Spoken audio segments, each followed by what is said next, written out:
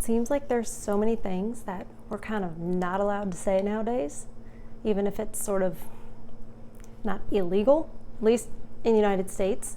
You just kind of know you could get fired for it, whatever.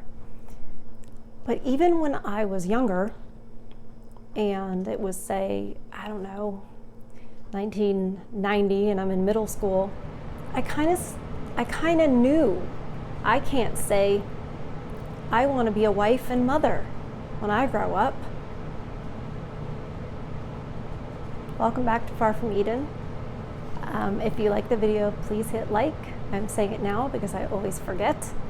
And subscribe to the channel if you haven't already. So there were already things that we kind of couldn't say. I knew I was expected to have a career, that meant that I was actually working. My generation was basically like, staying at home isn't real work. I remember things like, does your mom work, or is she just a stay-at-home mom? And I remember that was sort of like, people would get offended both directions about that. And so anyway, so as I'm looking at different things to talk to you guys about, especially talking about Crowder yesterday and the divorce they're going through and the monthly thing that he has to pay her $25,000 a month right now. They're not even divorced yet, but still, it's like you start thinking like, how did we get here? I feel like I'm asking that question all the time and trying to answer it. How did we get here? It's like, divorce is so brand new. A divorce on this level is so brand new. And the first single mothers, at least in my experience, first were normalized through if the parents got divorced and she had custody. But I don't think we didn't call it a single mother. Now that I'm thinking this, I'm like, when did I even begin to know that term and use that term? When did that become a term? It's really new. That's my whole point, is it's so new. There is this nonprofit organization called Co-Abode. Capital C-O, capital A-B-O-D-E is how they write it out. And I came across them in just looking at interesting facts and figures about the human condition right now. Because I feel like we can look back and we can also complain about now, but we need to know, well, where are we? What are the specifics? And can we draw a line backwards and go, this was when we went off course? It just seems like the way to problem solve to me. There are 15 million single mothers heading households, raising more than 20 million children on their own. Just that right there. On their own? Do they get child support? Are the husbands paying? What house do they live in? Is it the house that they were married, and in that house, and then he had to get out? More than half of all first births were to single women.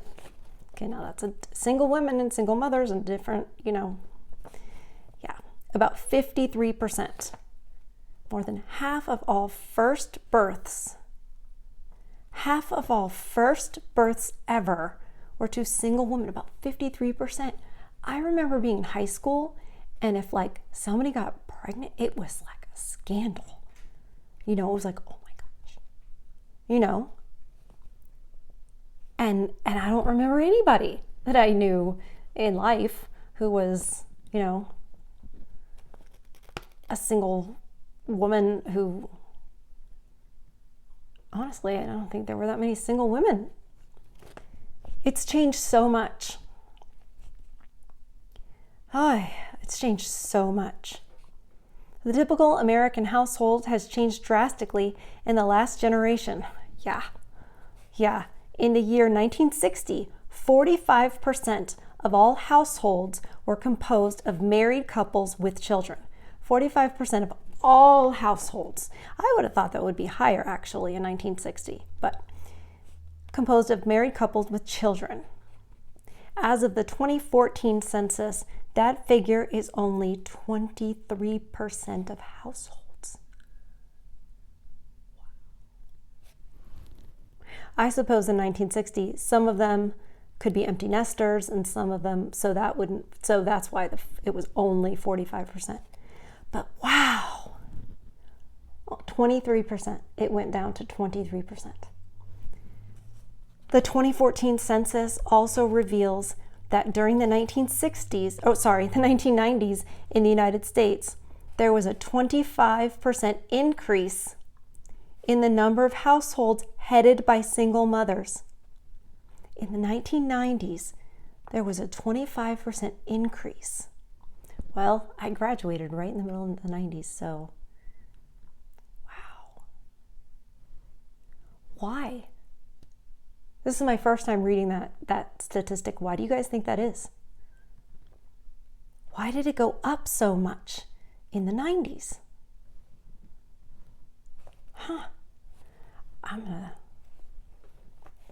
That's a bit of a riddle there. In all, there was a 71% increase in the number of households headed by unmarried partners during the last decade. What? There was a 71% increase in the number of households headed by unmarried partners during the last decade. Yeah, because a lot of them are saying no to marriage. A lot of the men are. I think that's a lot of what that is. That one we have a good hypothesis about. The median income for single parent women. Why did they? See, this is what I mean. You can't say stuff in public that goes against the narrative. That was the whole point. It's like I couldn't say, oh, I like to be a stay-at-home mom, and because that was like something to frown upon. And then little did I know they were leading us right towards not only frown upon that, but let's celebrate,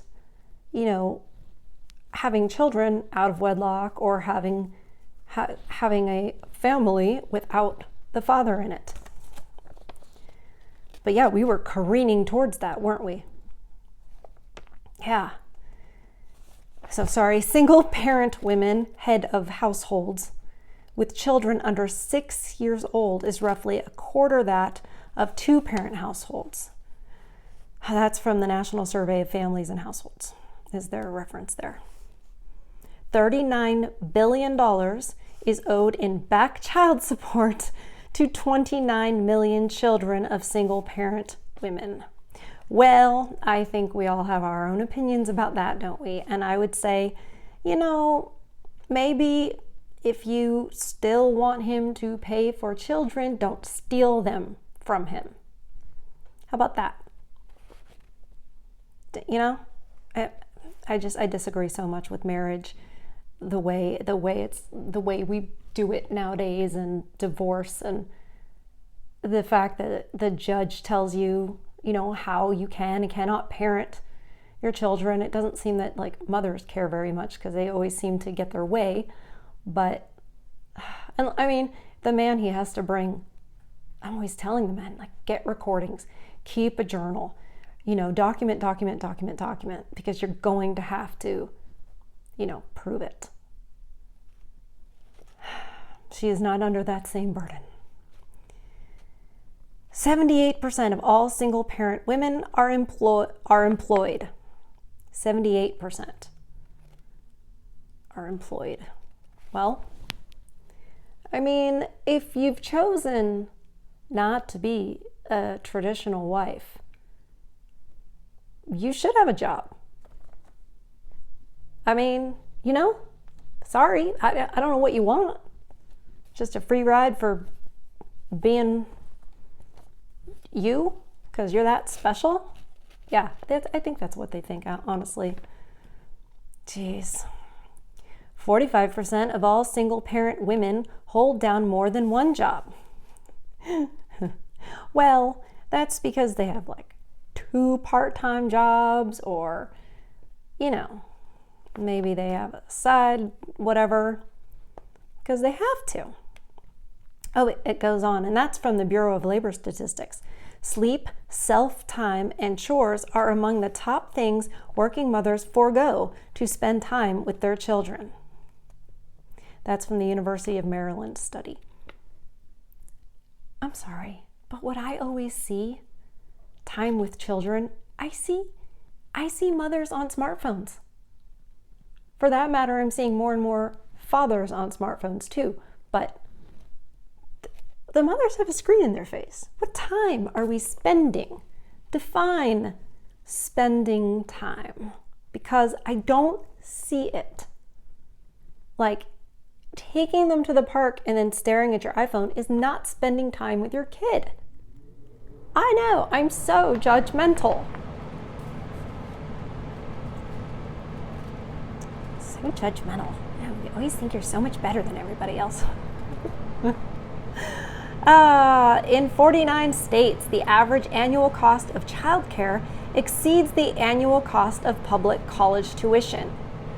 Both things are ridiculous because the annual cost of childcare, you shouldn't need that. And to call it childcare, it's like I'm taking my baby to this baby holding center with people who get minimum wage, and once in a while there's a sweet person who works there, but like, come on, give me a break. You don't know them. You don't know who could just walk in. Childcare, and then exceeds the annual cost of public college tuition. Well, college, it's not what it was. It's not what it was. Unless you're going to be an engineer or a doctor or something that's an actual thing that you have to learn skills, stop it. And you don't have to go to, where it costs, $50,000 a year or whatever. And that's from the National Association of Working Women. Oh. Imagine the National Association of Working Men. Like, you guys sound ridiculous. Come on. Single-parent women experience the highest rate of unemployment and receive the lowest rate of pay, regardless of their education. Well, maybe they're disagreeable and irresponsible, and maybe those things all kind of come together. Maybe the thing that makes them sort of unhusbanded is the same thing that makes them difficult to employ and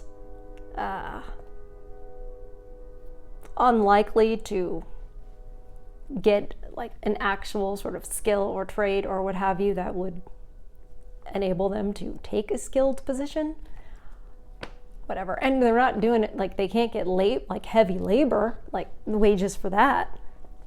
So yeah, it's almost like the women should stay home and do the things that women are good at, because women are great. We really are. I know a lot of you guys are like, have you lost your mind? No. We're great when we are doing what we should do. When we're in the proper environment, and this is not it. It's not. We are our best when we are serving our families and communities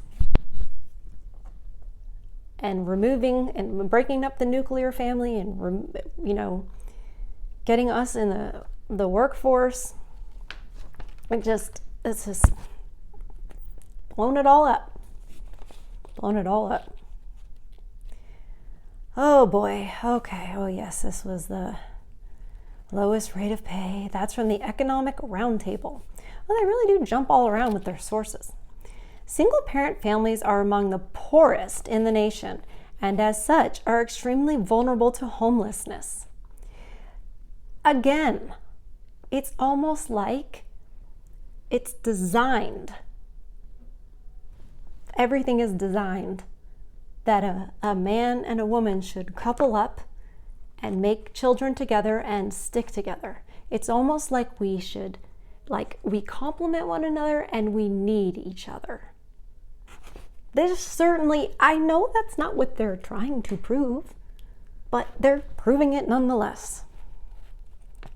Vulnerable to homelessness. That's why there are 50 billion women's shelters. And yet, of course, they still, the default is custody to the woman. I know more and more states are doing default is custody 50-50. And thank God for that. However, so many times the man is the better choice for custody. It just didn't swing back the other way, the way I wish it had. Just look at the stats between single father and single mother. If it's truly in the child's best interest, that's a no-brainer. Among all homeless families nationwide, over three quarters were headed by single women with children. That's terrible. And I'm saying that because those children, it is not their fault that their mother and father have made very poor decisions. But the thing is, the woman's the one with them who is homeless. So, maybe she doesn't know who dad is. Maybe dad took off. Either way, we can definitely say there's definitely fault with the father of, that. But what if dad wasn't a total mess? Maybe he's a partway mess, but mom's a total mess. Kids go to mom, kids are homeless. Like, what is even happening with that? It's just, and they just say it like, do. It's criminal. It's criminal. Single mothers are more likely to be poor than married couples. I know, we've already gathered that, haven't we? We're already there. We're already there, co-abode. The poverty rate for single mother families, you broke the family, or you refused to start one, in 2013 was 39.6%, nearly 5 times more than the rate, 7.6%. Wow. For married couple families. We're supposed to be together. And I'm picking on women because they're filing for divorce en masse. They're filing for divorce en masse. And women are the gatekeepers of sex. And we all know that's how you make the children. So you can't have children out of wedlock if you don't make the children in the first place. And women are the gatekeepers to that. We just are. We just are. Oh boy. 1/3 of single mother families were food insecure, and 1/7 used food pantries. 1/3 spent more than half their income on housing, which is generally considered the threshold for severe housing cost burden. And that could be many different reasons. That's just wide open. That makes it sound like it's all oppressive, like there's some like it's being done to them, like it isn't something that has happened because of the choices they've made, because maybe they're living outside their means. And so they choose to live in a house they cannot afford, or housing they can't afford, because they won't have their children sharing rooms, or they just need, I don't know what it would be, but we're not the best at managing money. The term girl math, it's there for a reason. It's there for a reason. We've earned that. While the hourly wage for women without children is 90% of a man's, I have another video on that from years ago. The comparable figure for women with children is 70%. That's from the Bureau of Labor Statistics. Well, we all know that that does not take into account what they do for a living. So hourly wage, yes, but you know what? Hourly wage, if you are, say you're working at a port, you know, where ships come in. There are guys that work the crane, you know, and I think they're hourly. Some of them are. And I know there are some of them that are the stevedores unloading and stuff. I know that they're hourly, right? But the girls in the office also could be hourly. Well, I remember when I think it was, what was I getting? Like something like $12 an hour, something around there was that. And then there were men who were making $18 or $21 an hour. And their job was to literally like throw a stick, put a stick somewhere so they would put some type of cargo, something. That was what their job was. And I kind of thought, well, that's not fair. But I wasn't out there on the dock, was I? I wasn't out there in the elements. I was in the office. I wasn't where it was way more dangerous, right? For them, way more dangerous. Didn't dawn on me. Just thought it was unfair. That's why I believed that whole discrepancy between men and women's pay for a long time, because I was like, yeah, but I didn't value. That's the problem, is I didn't value the jobs that men do, the dangerousness, the physicality of it. I was sitting there in my air conditioned and heated. I mean, it was cold. It was like the Northeast, you know. It got cold. God, I hate when I have to confess like what I used to believe. But I just want you guys to know, like, I know what these women, I know what they're thinking. I know why they think it. So I don't know if it seems to help like explain some of the behavior that has been, leaves you scratching your head and sometimes blaming yourselves. And I hate that. I hate that for you guys. We can't have that. Okay, we just read that. Fewer than 17% of all single moms receive government assistance, even in the minor form of food stamps. That's from the Economic Roundtable. And call me crazy, I don't believe it. That only 17% of all single moms, unless, because a majority of them are getting child support from the man. And he might be homeless. He might have to live in his car, That's maybe why. That's why. They're living off somebody. It's government, or it's the ex, it's somebody. It's not them. I haven't read how many are CEOs yet. That must be at the bottom. Although 2/5 of all single mothers are poor, only 1/10 of all single moms receive TANF. I don't know what that is. It's some kind of benefit. Something. I don't know what it is. Though a small percentage, they represent more than 90% of all TANF families. I don't know it doesn't matter, really, at the end of the day. Will I look it up later? Yes. Even for those who did receive assistance, the amount was far less than the minimum they'd need to stave off hardship, like hunger, homelessness, and utility cutoffs. Wow. It's almost like there's a narrative here. It's almost like these poor innocent victims that are just in this circumstance through nothing that they've done themselves has led them here. Goodness gracious, what a travesty. Whatever will we do? Nationally, the annual cost of center-based infant care averaged, I'm sorry, I feel like this is all newspeak, nationally. The annual cost of, here's what tripped me up, center-based infant care. Is that like childcare for itty-bitty babies?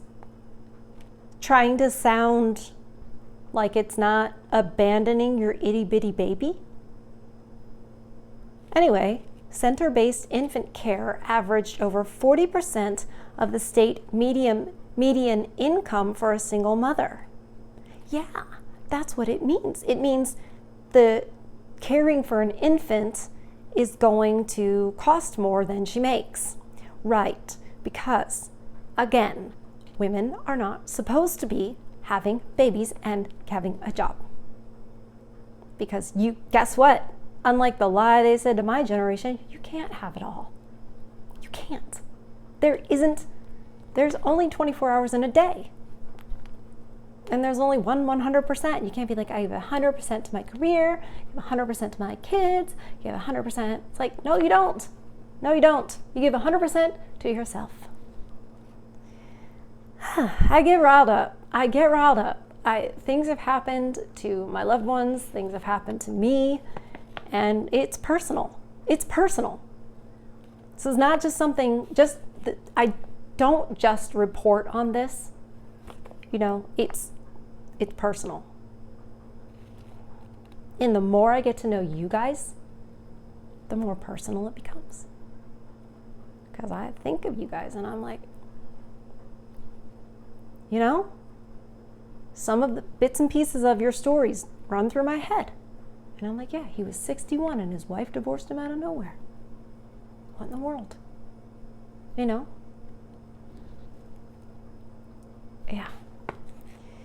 Whew. Okay. Right. They make less than what infant care costs. About 32% for a school-age child. That's not a sentence. I'm sorry, I don't know. That was just a fragment. That's a typo. Okay. Somebody edited this and didn't go well.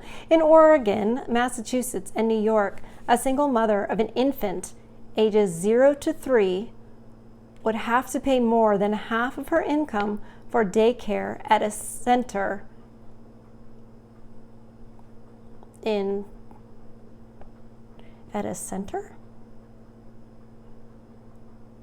2013, 19 states had wait lists or had frozen their intake for child care assistance, with wait times ranging from 90 days to 2 years. It's almost like they're making a case for government to come in and solve the problem. My brain is trained to see it like this now. They're like, we need more childcare. We need more affordable childcare. Oh, if only the government would come in and save us. Government is like, I'm here to indoctrinate your teeny tiny babies. They'll find a way. The majority of single mothers in the United States are separated, divorced, or widowed. So they had a man at some point. And they work more hours and yet have higher poverty rates than single mothers in other high-income countries. That's weird. Tell me what you think that's about in the comments. This is due to the fact that many employed single mothers are earning poverty wages. Right, because they have poverty skill sets and poverty characters. Tell me I'm wrong. Then explain to me. Is it because we're just not allowing them to? No. There's a reason. And the reason is them. It's a lack of character in them. And the kids are the ones that pay. Yes, the man also pays. Sometimes literally. But you guys are getting smart now and going, I am not in crazy anymore. It's just not safe.